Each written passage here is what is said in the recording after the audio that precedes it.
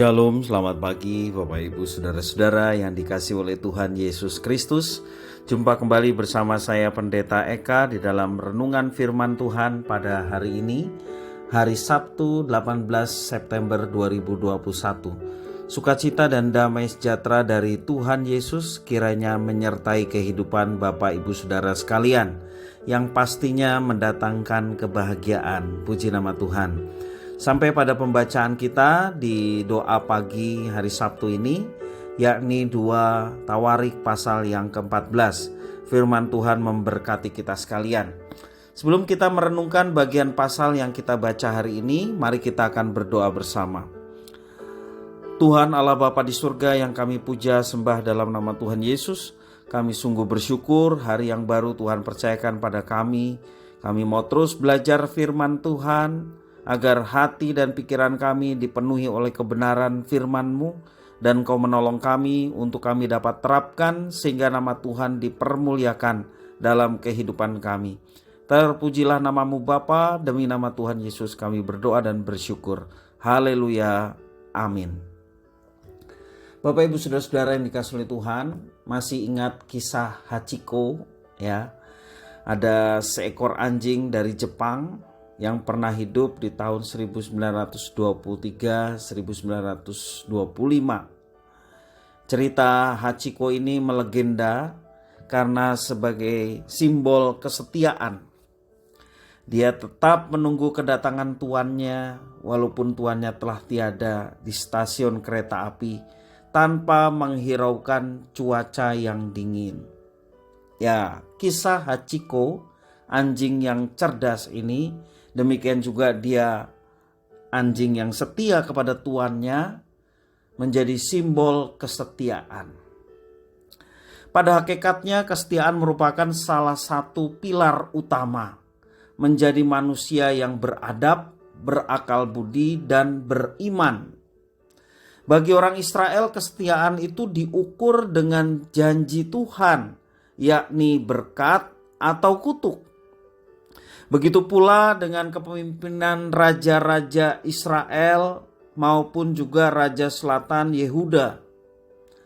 Apakah mereka setia atau tidak kepada janji Tuhan ya, yang kemudian akan diterima berkat atau kutuk? Berkat atau malapetaka itu yang terjadi di masa Perjanjian Lama, juga di masa raja-raja baik utara maupun selatan. Bapak Ibu Saudara-saudara, Asa adalah nama seorang raja Yehuda yang ketiga. Raja Asa memerintah Yehuda tahun 911 sampai 870 sebelum Masehi. Sebagai seorang raja Yehuda yang memimpin setelah Israel terpecah menjadi dua kerajaan, ia melakukan apa yang baik dan benar di mata Tuhan. Ia memerintahkan umat Israel untuk senantiasa mencari Tuhan. Hal ini terwujud dalam ketaatan pada hukum dan perintah Tuhan.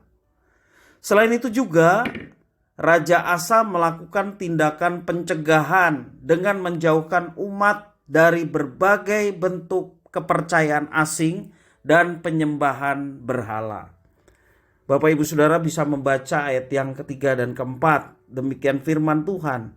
Ia menjauhkan mesbah-mesbah asing dan bukit-bukit pengorbanan, memecahkan tugu-tugu berhala dan menghancurkan tiang-tiang berhala. Ia memerintahkan orang Yehuda supaya mereka mencari Tuhan, Allah nenek moyang mereka, dan mematuhi hukum dan perintah. Itu yang dilakukan oleh Asa dan diperintahkan kepada seluruh rakyat Yehuda.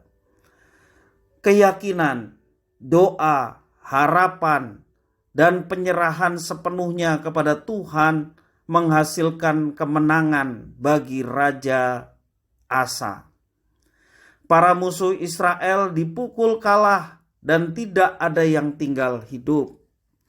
Kita perhatikan di dalam ayat yang ke-11 sampai yang ke-13. Kemudian Asa berseru kepada Tuhan Allahnya, "Ya Tuhan, Selain daripada Engkau tidak ada yang dapat menolong yang lemah terhadap yang kuat. Tolonglah kami ya Tuhan Allah kami, karena kepadamulah kami bersandar, dan dengan nama-Mu kami maju melawan pasukan yang besar jumlahnya ini.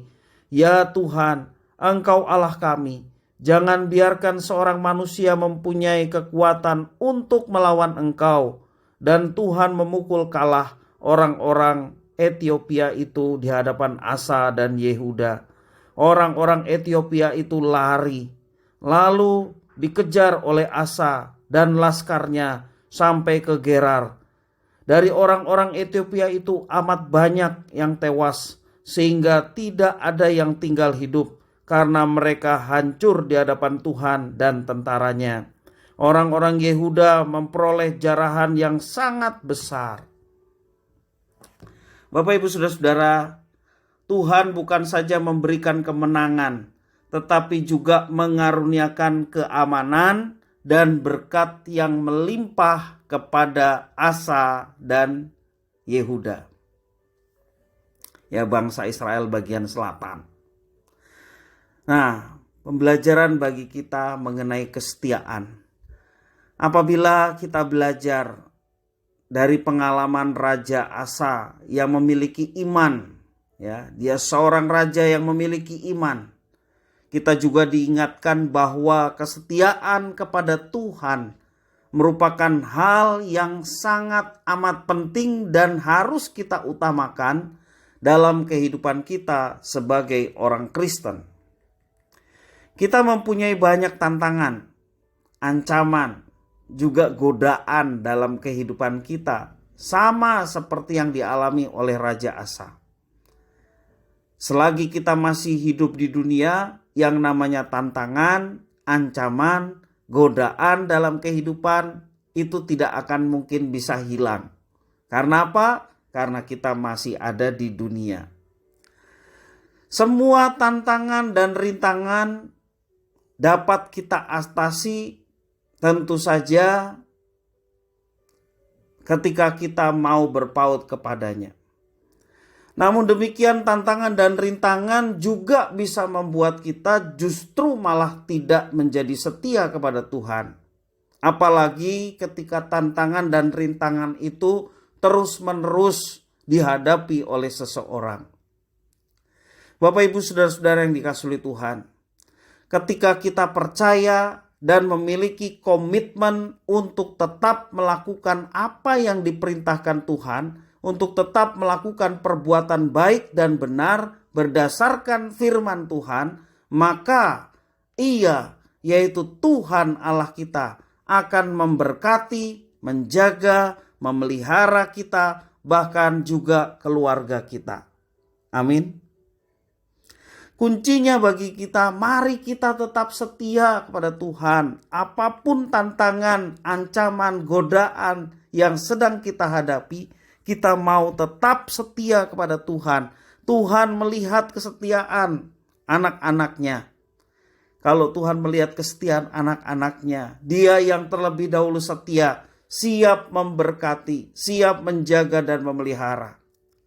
Sepanjang Alkitab ditulis, kita belajar bagaimana kesetiaan Tuhan kepada umatnya, walaupun umatnya seringkali dan banyak kali gagal. Dia tetap setia kepada janjinya. Dan Tuhan tidak saja menuntut untuk umatnya hidup dalam ketaatan, taat pada perintahnya, memperhatikan ketetapan, menjaga kekudusan, tetap beribadah kepadanya. Bukan saja Tuhan meminta umatnya seperti itu, tetapi Dia juga siap memberkati. Israel diperintahkan untuk hidup dalam ketaatan. Namun ada berkat yang Tuhan janjikan, supaya baik keadaan. Allah yang disembah oleh umat Allah yang lama, Allah juga Allah yang sama yang kita sembah bagi umat Allah yang baru, yaitu gerejanya. Sekali lagi, prinsip kebenaran ini, yaitu kesetiaan kepada Tuhan, menjadi tolak ukur apakah kita akan gagal ataupun berhasil di masa yang akan datang. Keberhasilan kita ditentukan kesetiaan kita saat ini. Karena itu Bapak Ibu Saudara-saudara yang dikasihi oleh Tuhan, marilah kita jangan berpaling kepada yang lain.